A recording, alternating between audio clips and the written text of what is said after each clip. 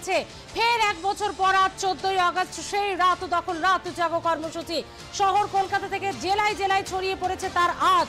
এই মুহূর্তে সিউড়ি বীরভূমে চলে যাব, রয়েছে সরাসরি আমাদের প্রতিনিধি প্রশান্ত দাস।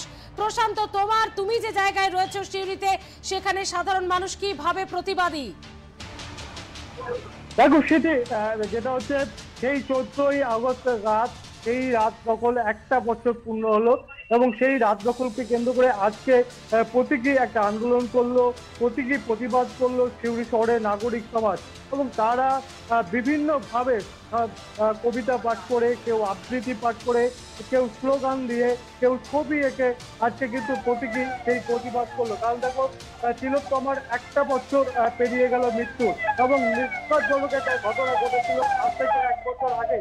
সেই ঘটনার প্রতিবাদে যেভাবে সারা বাংলার মানুষ গর্জে উঠেছিল, আজও কিন্তু সেই গর্জে ওঠার প্রতিচ্ছবি আমরা কিন্তু দেখতে পেয়েছি। সিউড়ি শহরের বিভিন্ন স্তরের মানুষ তারা আজকে এই সিউড়ি বাস স্ট্যান্ডে এসে উপস্থিত হয়েছিল। এখানে তারা প্রতীকী একটা প্রতিবাদ করলো, যেহেতু একটা বছর পেরিয়ে গেল এখনো পর্যন্ত তিলোত্তমার কোনো রকম ন্যায় বিচার হলো না। সেই ন্যায় বিচারের দাবিতে তারা আজকে সরব হয়েছে। আজকে যিনি এই প্রতিবাদে সামিল হয়েছিলেন তাকে আমরা পেয়ে গিয়েছি, তার কাছ থেকে আমরা শুনে নেবো তারা কিভাবে আজকে এই প্রতিবাদ আন্দোলনটা করলেন, আজকে কিভাবে আপনারা কর্মসূচিটা পালন করলেন একটু যদি বলেন। বাস স্ট্যান্ডে যারা জাগ্রত নাগরিক আছে তারা এসে উপস্থিত হয়েছিলাম। প্রতিবাদ সভায় যেভাবে করা দরকার সেরকম করবার আমরা একটু মানববন্ধন হয়েছিলাম। আজ এক বছর হয়ে যাচ্ছে, গত 9 তারিখে বছর 14 তারিখ 14ই আগস্ট আগামীকাল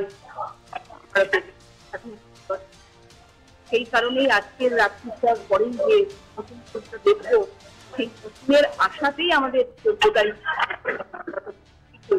সেটাকে আবার নতুন ভাবে পালন করতে হলো।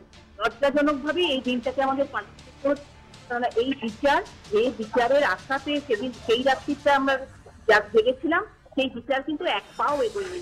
সেই সময়েই একদম ঘটনার কয়েক ঘন্টার মধ্যে একটি মানুষের নাম উচ্চারিত হয়েছিল যে তিনি নাকি এই দুর্ঘটনা ঘটিয়েছিল এবং আজও পর্যন্ত তিনিও এই একজন দোষী সাব্যস্ত হয়ে বসে রয়েছেন।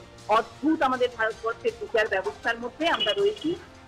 আমাদের সবচেয়ে অবাক লাগে যে একেবারে প্রশান্ত, বোঝা যাচ্ছে যে সবারই হয়তো জেলার নামটা পরিবর্তন হচ্ছে, স্থান পরিবর্তন হচ্ছে, কিন্তু দাবি বা অভিযোগ সবার একই। আপাতত ধন্যবাদ প্রশান্ত।